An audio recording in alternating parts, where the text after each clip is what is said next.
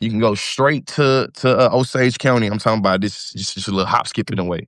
And even when we think about Thanksgiving, the Wampanoag people and things like that, I feel like it's just a lot of ways that you see people will fight tooth and nail to be able to have indigenous people as their mascots, but don't think of how to have that same energy when it comes to recognize the humanity or the sovereignty of indigenous people.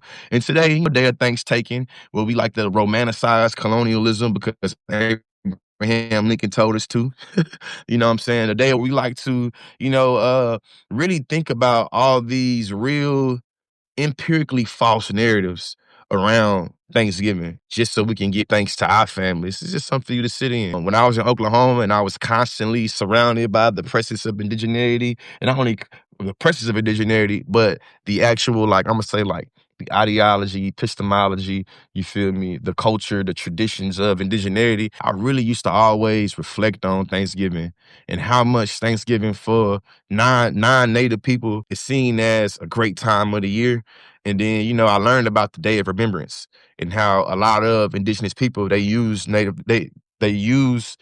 this Thanksgiving Day as a day of remembrance to think about and remember all of the various tribes, and specifically the Wampanoag people who, spurring on this whole Thanksgiving tradition. When I first started thinking about power and domination, one of the first things I learned and realized is how power perverts reality and how perverse power really is. And I think when it comes to Native Americans, you're able to see it in more ways than some, especially when it comes to the idea that, Native Americans are savages or are barbaric. And you see how, Europeans were engaging in cannibalism to survive off of Native Americans' bodies.